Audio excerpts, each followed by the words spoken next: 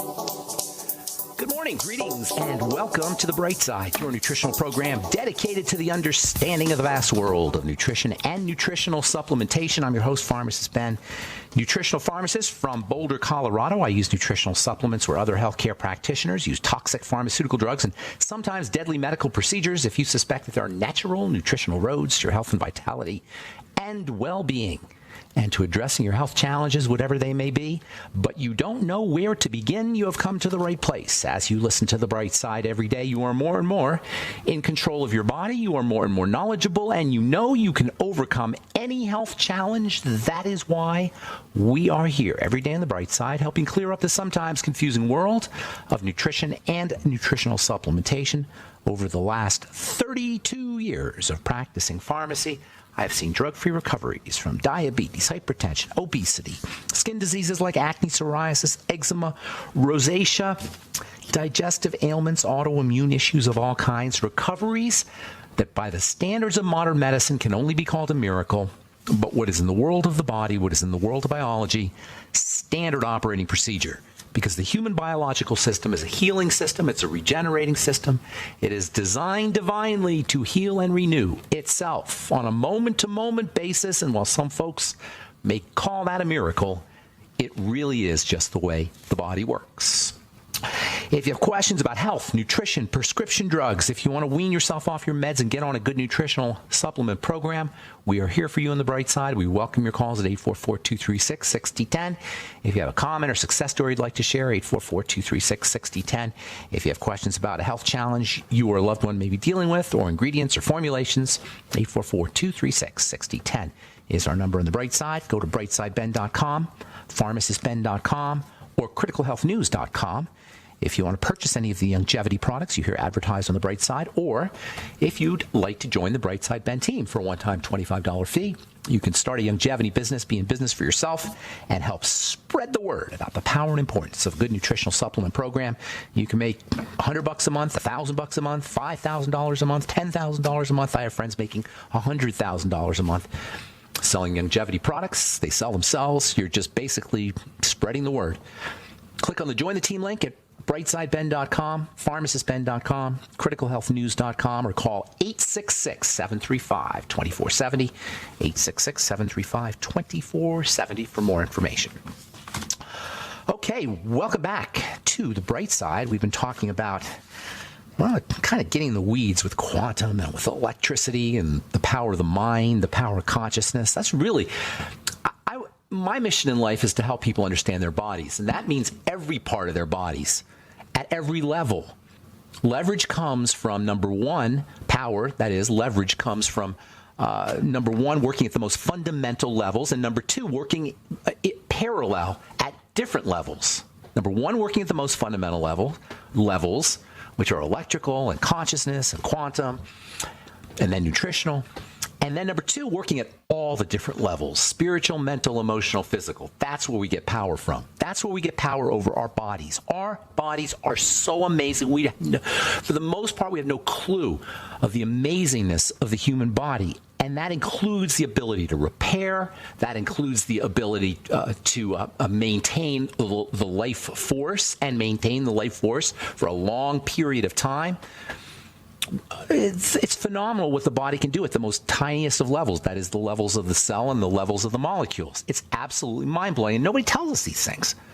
So we're just left believing what people say. Oh, you better take this supplement, or oh, you better do this formula, or you better eat this kind of food. And we operate on the most unsophisticated levels for the most part, and we just trust people. That's why I do this show. You shouldn't have to trust people just because they have a credential, or they have a white coat, or they're somehow position themselves as an authority. We want to learn to understand how the pieces work together ourselves. And it's a little complicated, but it's actually kind of fun. So we're talking about electromagnetics. Last program we talked about atoms. Atoms, we said, cannot exist by themselves. There's a metaphor right there. It's like a bee. If you take a bee out of the hive, it's going to die. If you take the bee away from its colony mates, it will die.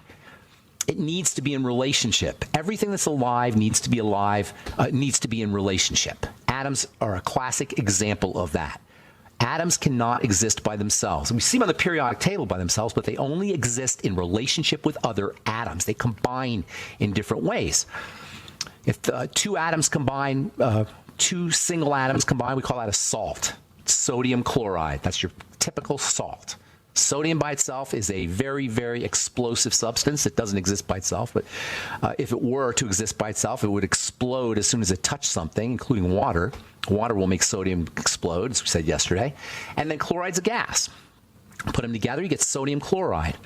Salt, you can put it on your food. You salt your food, that's sodium, explosive sodium and chloride gas combined together to form sodium chloride. They can also combine to form what are called acids. Hydrogen plus another atom forms an acid. I'm not going to get into that, but that's kind of an interesting phenomenon. pH is just a measurement of how loose the hydrogen is from the mineral it's attached to. I'm not going to go into that. The atoms I'm really fascinated about are the atoms we call minerals. Atoms connect to each other to form salts if there's just a couple. Atoms connect to each other to form acids when there's hydrogen involved. And then atoms can connect together to form what are called minerals. These minerals are found in the earth. And these minerals, yesterday we said, can also have a biological form, rarely, relatively rarely. The minerals that are found in the earth, those are not biological. But there are minerals that can attach to each other in combination with the certain substances that are produced in plants and microbes, basically microbes, bacteria in the soil, to become biological. From a nutritional standpoint, the body uses atoms. It doesn't use minerals. But these atoms are always combined with the minerals. The body isn't using minerals. When we talk about minerals, the body's not using the minerals. It's using the atoms. They come in the mineral. They come in a form called mineral, and they come in a specific kind of form that makes it easy for the body to process. That's why plant-derived minerals are superior to all other minerals. Nonetheless, it's the atoms that the body's using. It's the copper, it's the potassium, it's the iron, the single atoms. When a group of atoms combines together, by the way, like just by themselves, like silver, a bunch of silver atoms combining to themselves, or a bunch of copper atoms combining to themselves, we call that a metal. A metal is like racist atoms. It's like atoms that only hang out with themselves. They only hang out with their own race. And what happens is when these metals, when these racist minerals, these metals, are charged with electrical energy, they have powerful conductive properties. Electrons flow through them because they're all the same. There's no resistance, and that's what makes metals so valuable. In fact, metals are probably the most, maybe the understanding of how to work with metals may be the most important development in the evolution of human beings. Anyway, from a nutritional standpoint, the body is only using atoms. It's not using minerals, and those atoms get broken down inside the human body, but they only get broken down effectively if the body can handle them, and that's why plant-derived minerals are so important versus inorganic minerals. The most common minerals are atoms that are lumped together with hydrogen, silicon, aluminum, sulfur, carbon, oxygen. And technically speaking, all of these metals, all of these minerals are all these atoms are combined to connected to each other to form little structures, little cages. They call them crystals. Minerals are crystals. It's not just the quartz crystal that we all think about when we think about a mineral crystal. All minerals are crystalline. They form these little boxes. And these little boxes, that's what a crystal is. A crystal, if you look at a crystal under enough magnification, you'll see little boxes. They call it a lattice, L-A-T-T-I-C-E. And these little boxes hold electrical energy, hold pieces of electrical energy. And this is what makes crystals so unbelievably important. Not just for, and not just as part of the inorganic or the earth mineral structure, but also in our bodies. Our bodies are crystals.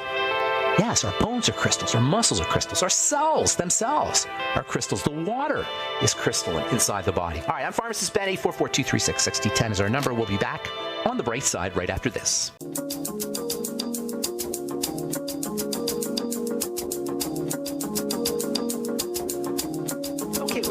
Bright Side. I'm Pharmacist Ben. 844-236-6010 is our number, and we do have lines open for you. The longevity products are all at brightsideben.com, pharmacistben.com, and criticalhealthnews.com, and our Truth Skin Health products are all up at truthtreatments.com, truthtreatments.com.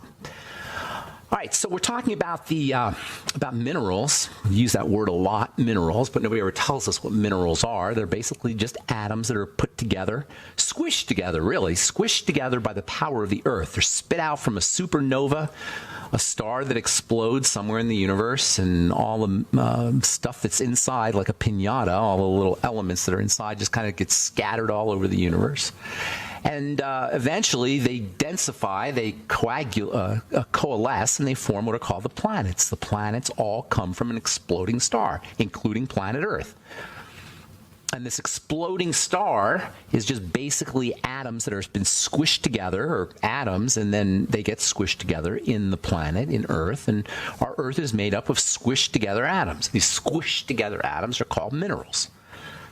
And minerals, for the most part, as interesting as they are and as powerful as they are in terms of electrical energy, they're, as I was saying before we went to break, they're all crystalline. They store electrical energy, and they are actually kind of like information processors. Just as a little slight digression here, there's a really cool book called Programming the Universe by a guy named Seth Lloyd, who's an MIT professor, and he talks about how atoms themselves are information storage devices. Atoms themselves that compose everything are information storage devices. That fits in line with everything we've been talking about with quantum physics. Nonetheless, when you put the atoms together, you get minerals. Not only do you get storage forms of electrical energy, you have information. You have storage, regularly stored information that is stored in a periodic, organized fashion. That's what a crystal is. The body is crystalline, our cells are crystalline, water is crystalline, and minerals are crystalline. So, the star explodes, spits out its minerals, the minerals coalesce, and they become a planet. And that's one kind of mineral. There's thousands of them, these types of minerals. There's basically 30 or so common ones, but really there's thousands of different minerals. They come in different classes, silicates and phosphates and carbonates and sulfates and oxides. You've seen these terms at the health food store if you try to buy minerals, because these are the kind of minerals that are so abundant that they're really, really cheap. Magnesium oxide, or calcium carbonate, or calcium phosphate, or basically you're dealing with oxides, sulfates, and carbonates, and maybe phosphates when it comes to nutritional minerals.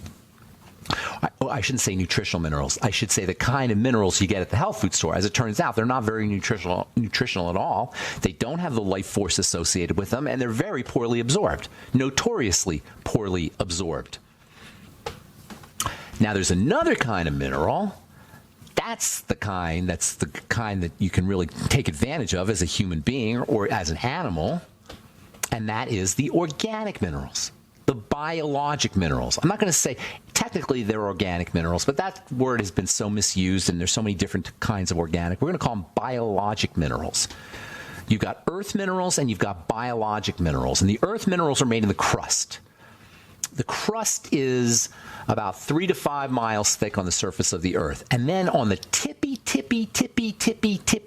top of the crust, you have maybe 10 inches of supercharged minerals, supercharged nutritional substance, supercharged life force energy, and that is called soil. And the soil is about 10 inches on top of the crust. And that's where the good stuff happens. The soil is where the microbes live. And the second type of mineral is a byproduct of the activity of microbes, this biologic mineral. Microbes turn non-biologic mineral, rock mineral, into biologic mineral.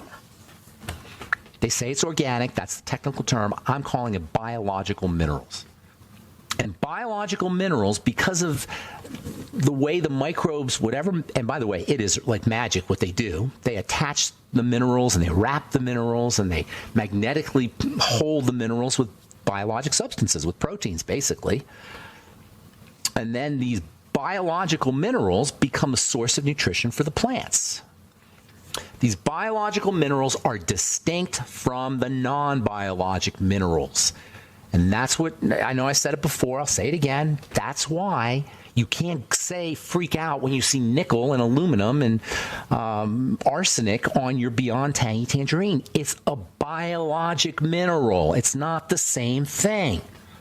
So anybody who tells you, oh my gosh, that's a poison, it has arsenic in it, doesn't understand the distinction between biologic minerals and non-biologic minerals. Biologic minerals are produced by microbes who eat the non-biologic mineral and excrete the biologic mineral.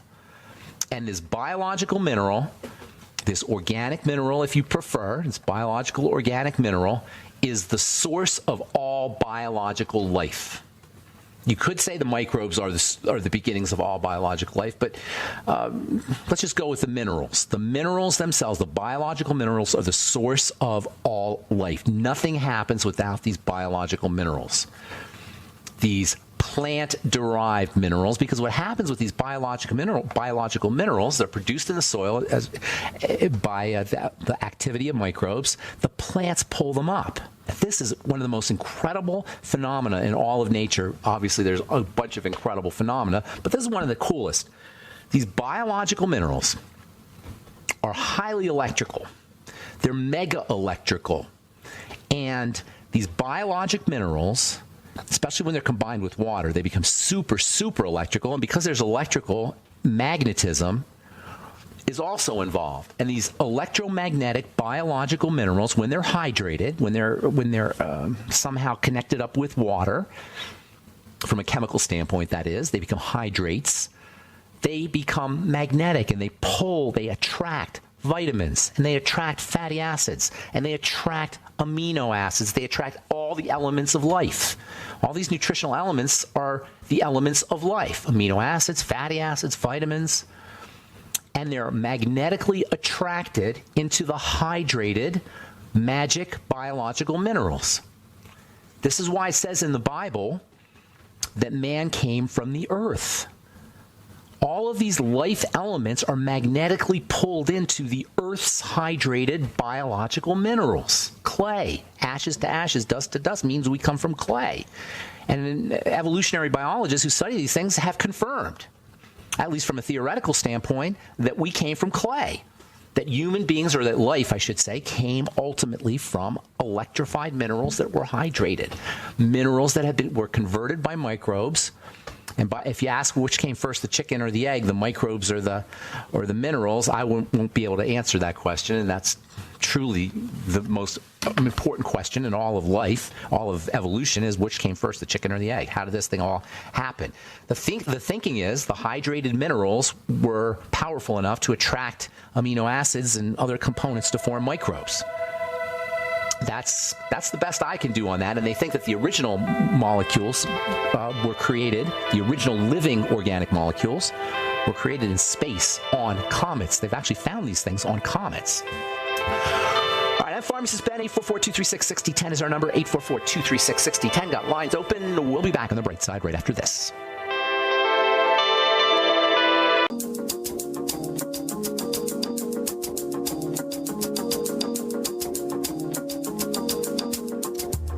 Okay, we are back on the bright side. Got lines open, 844-236-6010. I am Pharmacist Ben, and we're on the air Monday through Friday, 8 to 9 Pacific, 10 to 11 Central Time, and 24/7 on the archive page, brightsideben.com. You can purchase longevity products at brightsideben.com. pharmacistben.com or criticalhealthnews.com. We've got news stories and blog posts and videos, all kinds of good health information, plus the longevity products, and a Join the Team Now link that you can click on if you want to make a difference in the world, if you want to make a difference at the most basic level there is, and make some money and work for yourself, work out of your home office. This is an ideal business opportunity, especially if you're an entrepreneur. 866-735-2470 is the phone number for the Brightside Ben phone team. They can give you the scoop, 866-735-2470, or click on the Join the Team link at brightsideben.com, pharmacistben.com, or criticalhealthnews.com. Okay, we'll get to your calls here in just a moment. I'm going to do one quick story because we've got a bunch of folks who want to talk today. We'll do this one. Meaning to read this for a while. Selenium in the thyroid. From best practices in clinical endocrinology and metabolism. Inadequate supply of the essential trace nutrient selenium has been associated with various human diseases. Keyson's disease, Kashin-Beck disease, cancer, impaired immune function. Selenium is powerful immune medicine. It's a chelating agent. Deficiencies in combination with inadequate iodine contribute to serious cases of hypothyroidism. The thyroid gland contains more selenium than most other glands. I think the adrenal glands may contain some. Thyroid gland is a selenium gland, put it that way. And selenium is important for thyroid hormone secretion. And selenium also plays a role in estrogen metabolism, and there's a relationship between estrogen and the thyroid. In fact, selenium is probably, Doc's been talking about selenium, that's his favorite mineral, I think, if I can be presumptuous to guess. He's been talking about it for a long time. When you study nutrition, you develop favorites. Favorite minerals, zinc is my favorite mineral, and favorite nutrients, favorite vitamins. I would say probably I'm a big vitamin A guy, maybe vitamin C too.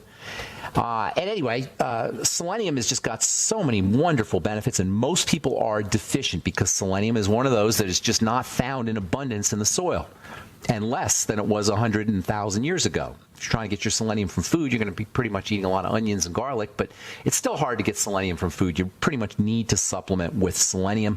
400 to 600 micrograms a day is a good place to be. Selenium is a major detox mineral. One of the most important of the detox minerals, along with sulfur. Not only does it chelate, it's also a key component of the glutathione molecule. All right, 844-236-6010 is our number. Let's go to Barry in New Orleans, who's been holding on a long time. Good morning, Barry. What's up, buddy? Yes, good morning. I wanted to ask you, I was reading by one health author about cigarette smoke possibly being, he said being radioactive. Is this of any really significance? It's probably not good. Yes, it is radioactive. Cadmium. There's radioactive elements in it, in cigarette smoke, and there's nothing. I don't know how significant it is, but it's definitely not a good thing. I can't tell you the degree of significance it is, but it's not a good thing to be inhaling radioactive cadmium into your lungs. Smoking cigarettes is probably the single worst thing that human beings do to their body is smoking cigarettes. I can't even begin to express from a health perspective what a absolutely mind-blowingly destructive thing that is to do. It is pure, unadulterated, concentrated suicide. Slow suicide, as slow though it may be. It is purely killing yourself. There's no upside except for maybe, soothing the addictive drive and maybe some neurochemical things like dopamine. But really, it's just a horrible thing to do to the body. Anything else? And after you do smoke, by the way, I don't know if it's for you, Barry, or if you know somebody, but anybody listening, vitamin C. Use vitamin C after you smoke. Gargle with vitamin C. Take 500 milligrams of vitamin C orally. It's not going to cure the problem. You're still damaging yourself, but you can mitigate some of the damage. Vitamin E is also very important as a cigarette detox nutrient. Selenium, which we just talked about. Anything to upregulate glutathione, glutamine, whey protein, if you can do whey protein. There's one more. N-acetylcysteine. There's ways that you can protect yourself from smoke, but after every cigarette, do you really want to spend 10 minutes getting nutrition? You should at least gargle with vitamin C. All right, Barry, anything else, buddy? Yes. Two quick questions, if I'm allowed. Pasteurized orange juice, does that render the fructose bad or toxic? No, but pasteurization kills anything that will help you utilize the fructose. So in other words, if there's organic material like enzymes inside the orange juice, like fresh orange juice that would help you metabolize and utilize the fructose, you're going to lose those. So pasteurization kills microbes, but it also destroys the nutritional value of the enzymes. It destroys the enzymes, basically. Okay, so what pasteurized orange juice, it's not a real bad thing to drink. It's not a great thing to drink. It's not. I wouldn't even say it's a good thing to drink. I mean, it's better than soda, but barely. It's just a bunch of sugar and maybe some nutrients, but not a lot. In my opinion, it's better than soda, but I don't want to lump it like soda's probably one of the worst things you could ever put in your body from a food or beverage standpoint. So it's not as bad as soda, but it's not a great thing to put in your body. Or if you're going to do orange juice, just do teaspoons of it or shot glasses of it. All right. All right, Barry? Yes. One more quick question. Dr. Otto Warburg. Yes. What would you say that, is it true that he found that cancer can't live in the presence of oxygen? That's what I've read. And Otto Warburg was a Nobel Prize-winning biophysicist, and he talked a lot about the electrical nature of a cell, the electrical nature of oxygen, cancer and oxygen. He did regard cancer as a cancerous cell as the end result of hypoxia or oxygen deprivation, and he showed that you could turn a cell cancerous by robbing it of oxygen. So yes, that is true. That he showed in a laboratory that there was a very significant causal relationship between deficiencies in oxygen and cancer. Whether it was the other way around, cancer can't live in oxygen. I don't know if that's the case, but I would imagine that that's a good possibility. He found that too. Nonetheless, the fact is that he showed that oxygen deprivation creates a stressor on a cell and can turn it cancerous. Absolutely. Okay. All right, Barry, I'm going to try and get a few more calls in here, but thank you so much. I appreciate you holding. Let's go to Elaine in Alaska. Good morning, Elaine. Hey, good morning, sir. How are you? I'm good. What's going on? Good. Hey, I love your show, and I learned so much, and you've helped Thank you. patients. And I have a patient. She's made huge strides in her health. She's overcame bilateral mastectomy. And she does need the CPAP for sleeping. Okay. But she's having problems. Okay, we still got some inflammation going on there. Hang on, we got to take a commercial here, Elaine, okay? Don't go away.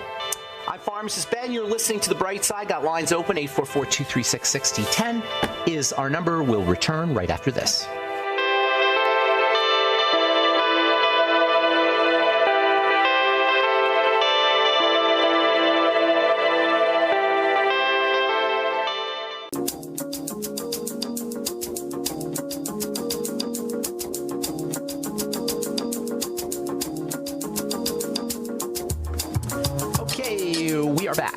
Side. Got a couple lines open, 844-236-6010. We're talking to Elaine in Alaska.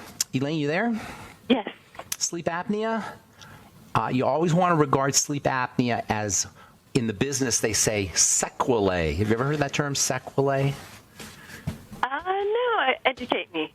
Okay, sequelae, S-E-Q-U-L-A-E. Sequelae means things that follow, like sequential, like sequence.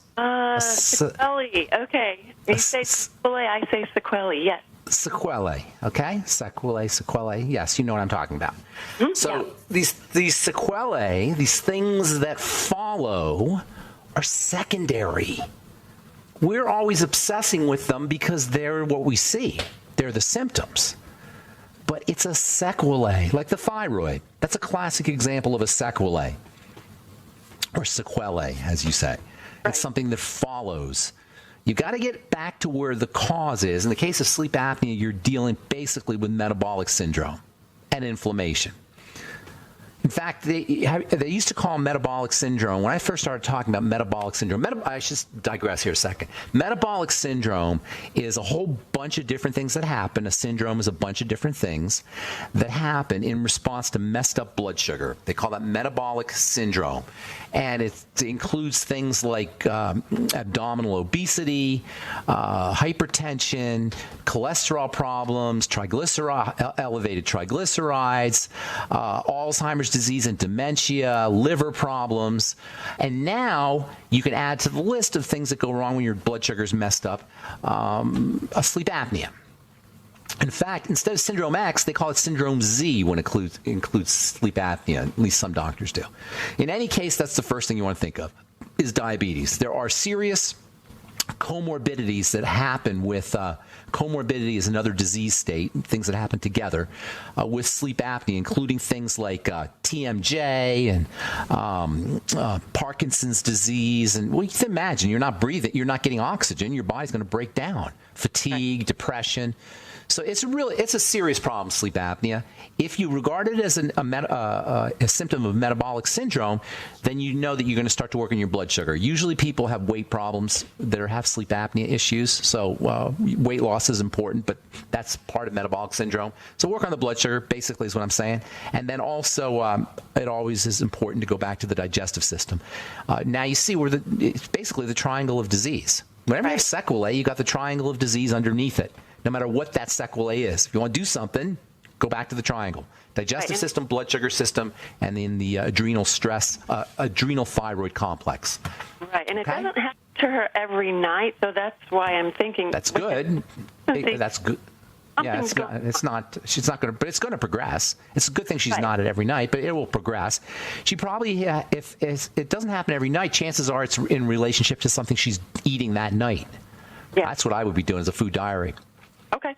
And see if she can track it to that. But make sure she understands the relationship between metabolic syndrome and dysglycemia or messed up blood sugar and the nature of sleep apnea as a sequelae.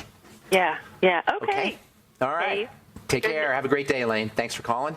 And let's go to Kathy and say good morning. What is up, Kathy, in Minnesota? How you doing, Kathy? Yes? No? Do we have Kathy? Kathy? I don't hear Kathy. So I'm going to put Kathy back on hold.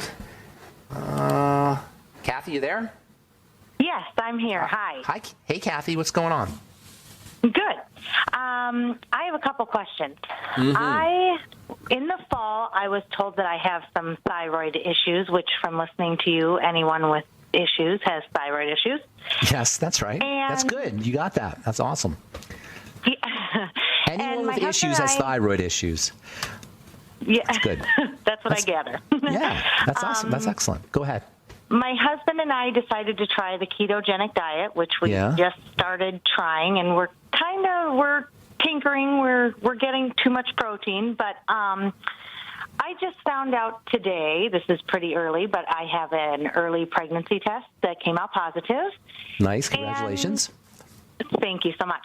And now this is kind of making me feel nervous that I'm not doing the ketogenic diet to a T, like we're not perfected on it yet. Is that something I should worry about or keep on that path? Because I know it's a fine line once you get in ketosis, and I don't even think we're there yet. We just started this at the beginning of February. How are you feeling? Good, and my psoriasis has gone down. So that's awesome. In certain ways, really good. That's awesome. I would stay the course personally. Really? Okay. Have you lost a lot of weight? No, we just started at the beginning of February. I've lost a pound a day. Okay, that's great. Are you trying to lose weight? Yeah, that feels great. Are you trying to lose weight? That's 30 pounds a month. That ain't too shabby. Now, is that something I should be concerned about, being that I'm pregnant? No. You don't need body fat. You don't need calories. I mean, you need nutrition. You need nourishment. You need energy. Okay. You don't need to be fat. When you're going to lose weight, you're going to lose water weight and you're going to lose body fat. That's not what you need. So we lump together calories and pounds and the whole. We say, people who have some kind of disease or cancer or something, they say, oh, I need to gain weight, or they're real skinny. I need to gain weight. Or if you're pregnant, I need to gain weight. No, it's not weight you need. It's muscle mass and it's nutrition and nourishment, not fat. You don't want to be obese. Otherwise, if gaining weight was all that, we would be so much healthier, wouldn't we? With our obesity epidemic, obese people. No, it's not fat that we want. It's lean muscle mass and it's nutrition, the combination. All right? Okay. Thank you so much. All right. Thank you, Kathy. Have a beautiful day. All right, let's go to Aaron in Alberta and say good morning. What's up, Aaron? Hi, Ben. I talked to you about maybe a year ago. I just wanted to ask you a question, but also share what I've learned. I appreciate you using the trivium method, the 7 liberal arts and sciences with us so that we can understand ourselves better. Wait a minute. That sounds interesting. You have to explain. I don't know what that is. Well, the trivium method, it's divided into two, the quadrivium and the trivium. It's the 7 liberal arts and sciences. The trivium is knowledge, logic, and rhetoric. I've also learned that logic is related to ethics.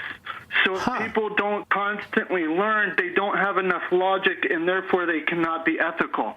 So I've been also learning. Anyways, I'm kind of wait, hang on. That's really interesting. That's called the trivium? Yeah, the Trivium Classical Education System. I am definitely going to be looking that one up. Trivium Classical Education System. Trivium method, correct. Are you an educator? How did you know that? Sorry?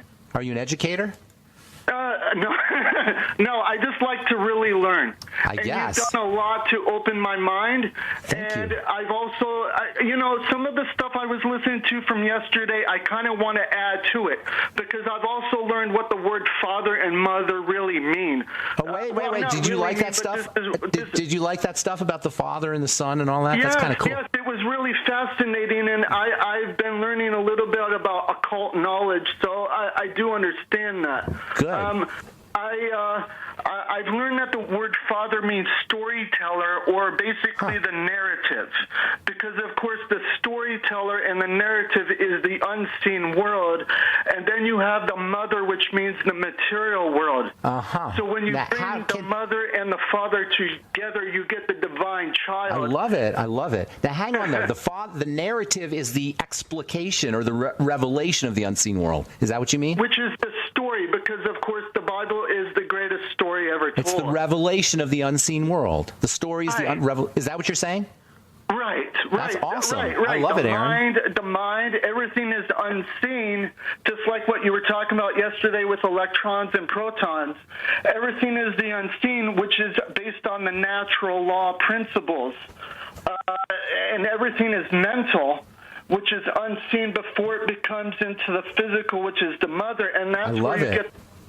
I'm sorry for going really fast here, but no, listen, hang on a second, because we're going to run out of time. But this is such good stuff. So how do you is this something that you knew about, that you've been studying, and you just heard me yesterday? I've been listening to other educators. You're only one of the few educators I listen to, but there are others that I also learn.